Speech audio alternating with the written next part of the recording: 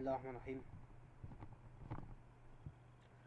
A number of factors many قد يؤثر على عدد من العوامل affect your risk control على قرار التحكم في المخاطر.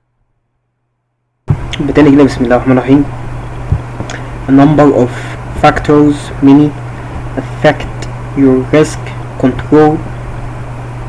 كلمة factors معناها عوامل، many طبعا عديد، affect يؤثر، you risk على الريسك بتاعك. كلمة affect معناها يؤثر، قد يؤثر عدد من العوامل على قرار التحكم. control decision معناها قرار، decision يعني قرار. such as مثل، ده الايرش اللي بيقول كده، تمام كده. الايرش والكورس بتاع الايرش رقم 1 الوحدة الاولى تقديم الادارة الامنة. الوحدة رقم 2 تقييم المخاطر. الوحدة رقم 2 تقييم المخاطر. الوحدة رقم 3 واللي انا شغال فيها السيطرة على المخاطر. الوحدة رقم 3 السيطرة على المخاطر. الوحدة رقم 4 فهم مسؤولياتك. الوحدة 5 تحديد المخاطر. الوحدة 6 التحقيق في الحوادث والأحداث. التحقيق في الحوادث والأحداث. الوحدة 7 قياس الأداء. طيب الوحدة التامة حماية ايه بيئتنا.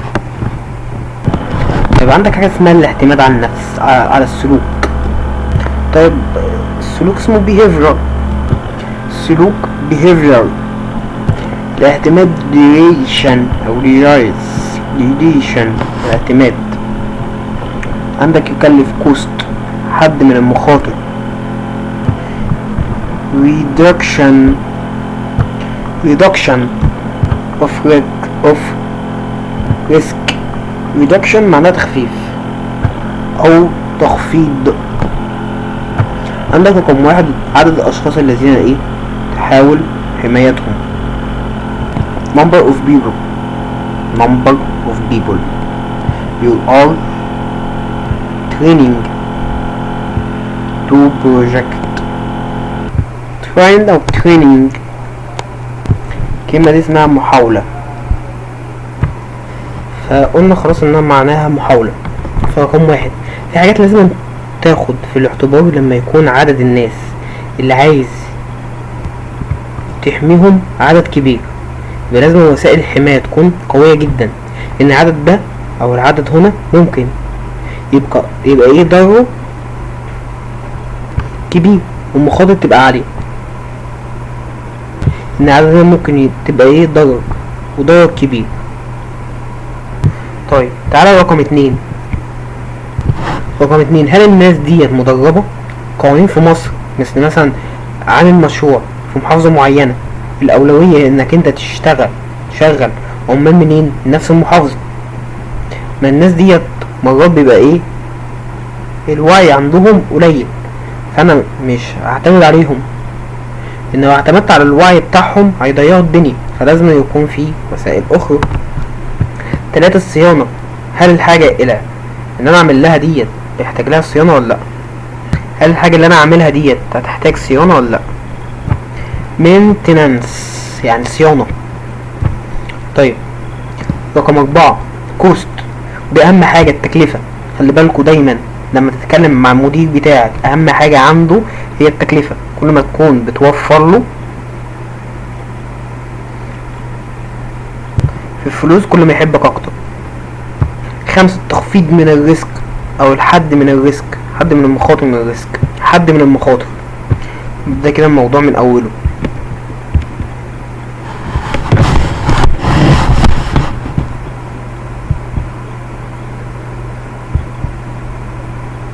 طيب هنقلل المخاطر، هي كانت 5. هنقلل المخاطر، فانا عامل توازن ما بين هذه الاشياء. انا اعمل توازن ما بين هذه ايه الاشياء. بيقول لك ايه؟ انك انت هتقلل المخاطر الى حد مقبول عمليا. مفيش ريسك زيرو، فاحنا بنقلله الى حد مقبول. زي ايه مثلا؟ طيب if elimination اذا كانت الازالة هو خيار، اذا safer يعني اكثر امانا،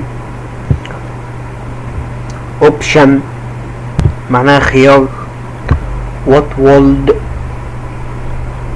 اذا كانت الازالة هو خيار اكثر امانا، فما الذي يجعلنا نختار حاجزا بدلا من ذلك. would معناها كان، cause يعني سبب، used to معناها لي، use لينا، choose يعني اختار، pair حاجز، instead بدلا من. حلو اوي كده. road يعني طريق، closed طريق مغلق. يجب تقليل المخاطر. risks must be educated إلى أقصى حد ممكن عمليا.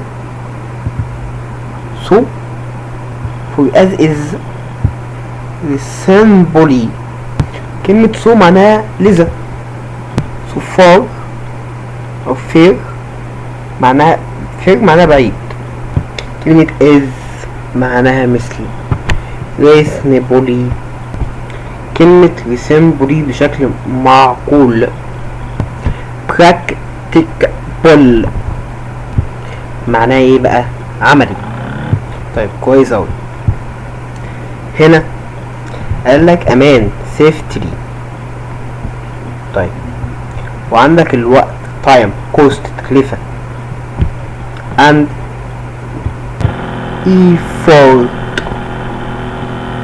effort معناها جهد. قالك زي ايه مثلا؟ انا استفدت قد كده، بقلل المخاطر قد كده، بس صرفت وقت وفلوس ومجهود قد كده. انا اتكلمت في استفادة، واتكلمت في وقت، واتكلمت في فلوس، واتكلمت في مجهود، بمجهود قد كده. بص ايه رأيكم بقى في الفرق في ده؟ ما ينفعش طبعا. لكن لو انا استفدت قد كده وصرفت قد كده، يعني انا مثلا الاوضه دي فيها تلفزيون، ده كمبيوتر، بس هما الحاجات دي اللي ايه اللي هما هو ليهم قيمه، سعرهم 20,000 جنيه. وما انا اعمل نظام اطفاء في الاوضه بيكلفني 20,000 جنيه عشان احمي بيهم 20,000 جنيه. ينفع يعني؟ عشان كده لازم يبقى في توازن بين تقليل المخاطر وبين التلات حاجات اللي موجودين تحت دول. تاخد وقت قد ايه، كوست تكلفة، دي اهم حاجة. فانا كلمة تقليل المخاطر دي عندي مهم. كوست التكلفة ده اهم ايه حاجة، هتكلف قد ايه، وايفورد مجهود، هتاخد مجهود قد ايه لغاية ما تخلص. ده جدول هنظبط الارقام فيه من 20 ل25. ده ستوب عندك من 20 ل25، عندك من 8 ل12. خلاص ظبطنا ارقامنا من 20 ل25، ومن 3 ل6، ومن 1 ل2. هنشرح الحتة دي. الارقام دي عندي ثابتة مش هتغير، فانا اعمل ايه؟ بعمل اول قيم الريسك بطريقة تحديد الاحتمالات والشدة، وبناء عليها بقارن باللي موجود عندي. طلع مثلا كام؟ طلع 8. طب ال8 ديت وضعها ايه؟ الفالويشن بتاعه ايه؟ هل هي في الاخضر ولا في الاصفر ولا في الاحمر ولا ايه بالظبط؟ طبعا في الاصفر ده كده الفالويشن بتاعه وصل الفرق بين الاتنين. طيب هشرح من تاني. القيم الموجودة على اليمين ديت محدودة من قبل ما اعرف ايه خطر، من قبل ما اعرف ايه هو الخطر. طيب الشرح عندي اقل من 1 ل4 ان هو قيمة مقبولة acceptable. تمام.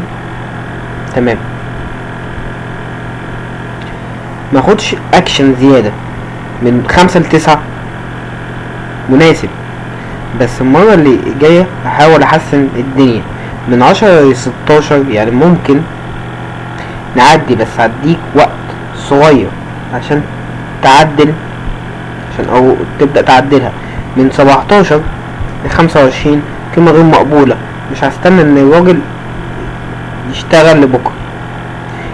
انت ايه، هتوقف دلوقتي حالا، تاخد اجراء فوري.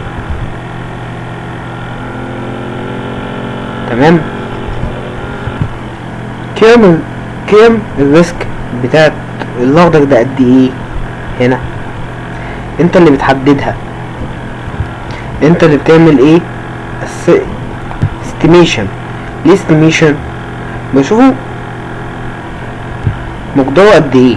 يعني هادي مثلا احتمالية 1 2 3، هادي الشدة 1 ولا 2 ولا 3، عشان في الاخر اضربهم في بعض ويطلع لي كام الريسك. انا دلوقتي طلعت الريسك اسسمنت استيميشن. ريسك استيميشن طلع الاحتمالية 3 والشدة 4، يبقى الريسك 12. هي 12 ديت قيمة عالية ولا متوسطة ولا منخفضة؟ يعني تقسيم النتائج بتبقى evaluation ام وضع النتائج estimation. اما وضع النتائج estimation وضع ايه بالنسبة للإيفالويشن؟ فالإيفالويشن ده بقارنه بحاجة تانية، بقارنه بالايه، بالستاندر، بقارنه بمرجع تاني. انا كده شرحت المقارنة اللي احنا قلناها بتاعت الجزئية دي. الجزئية دي قديمة كنا شرحنا. evaluation estimation او estimate evaluate، دول 5 درجات للريسك. تمام، حلو اوي، جميل خالص. انا في كده كمان اخضر، هو في ناقص حاجة من 5. يعني ثواني اظبطها. احنا كده ظبطنا ارقام وظبطنا حبة حاجات كده. هنشتغل على هذا الوضع، هو ده اخر وضع احنا اشتغلنا عليه وهنشتغل عليه. دول 5 درجات الريسك اللي باللون اخضر ده، من 1 لغاية 6. من 1 لغاية 6 بنعتبر الريسك المقبول. لازم تيجي من الإدارة العليا تحدد لك يا فلان الريسك المقبول عندنا